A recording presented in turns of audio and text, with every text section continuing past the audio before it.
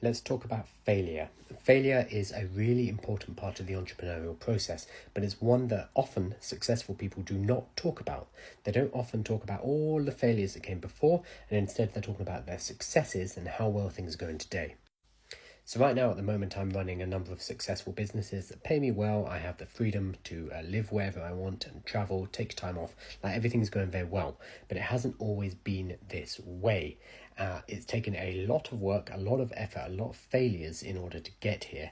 And I think it's really important to talk about this because we tend to see overnight successes and not really think about all of the effort, all of the hard work, all of the failure that went into that.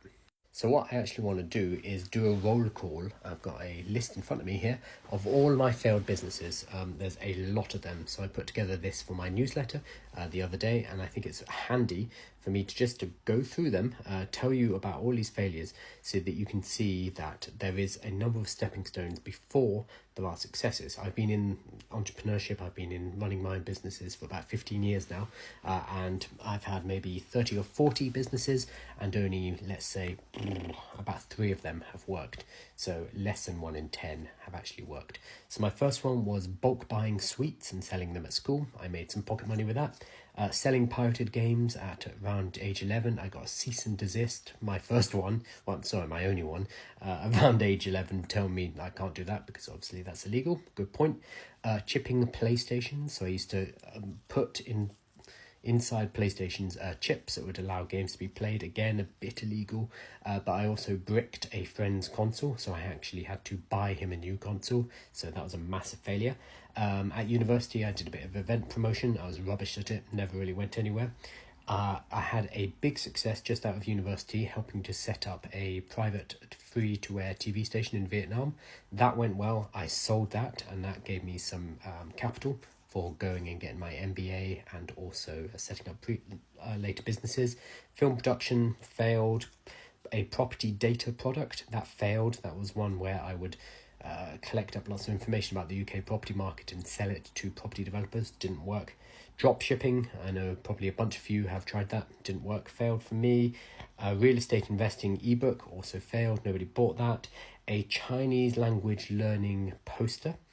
So inspired by Tim Ferriss, this was a large poster that had the most common Chinese characters in it. So I speak Mandarin Chinese, and this was a product to help people learn to read and write Chinese.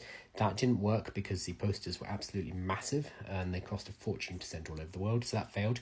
However, I pivoted it to a successful one, which was Chinese language learning digital products. That is a company that still goes and it still makes me money about 10 years after I set it up on autopilot, so that works.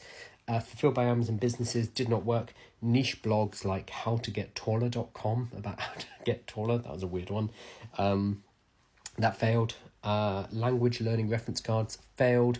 Language learning t-shirts, so t-shirts that would say, hey, I'm trying to learn Japanese, talk to me in Japanese, that failed. A habit tracking app that I had some developers build for me, and when you successfully tracked your habits over a long time, a tree would grow. Beautiful design, didn't work, it failed. A company called 30 Days of Doing, where I wrote a book for it, and it was 30 days of little guided exercises to help people start a business. That failed, didn't really work. We had a couple of workshops, but that was it. Building businesses online, it was similar, but I had a podcast and it was helping people to start their own business. Again, failed. International sourcing platform failed. Out of the box business websites, that's making bespoke websites for people, a bit like Squarespace, but specifically for businesses, failed.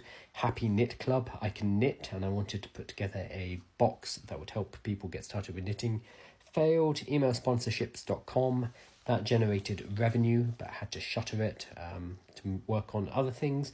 I also purchased an estate agency, that's like a realtor's agency in America. That failed hard and that cost a lot of money. I had a newsletter called Crushed Content. That didn't work, that failed, and I pivoted it to what I work on now.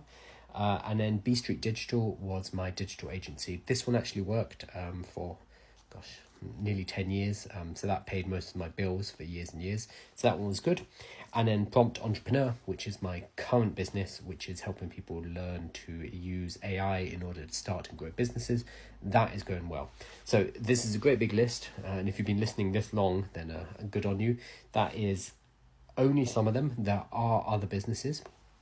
Most businesses fail. So if you are trying to start a business and you have an idea and that idea doesn't work out for whatever reason, don't think that that means you're a failure. It just means you need to start 5 or 10 and one of them is going to work. You just need to stick in the game. You need to stay in the game. You need to pivot ideas so that they work, or kill the idea and move on to something else. And it's about repetitions, it's about volume, and then finding the things that actually work for you. You do get better at it, so you'll have more successes as you go on, but just do not get stuck on one idea and expect it to work. Instead, be ready to launch multiple businesses until you find one that hits.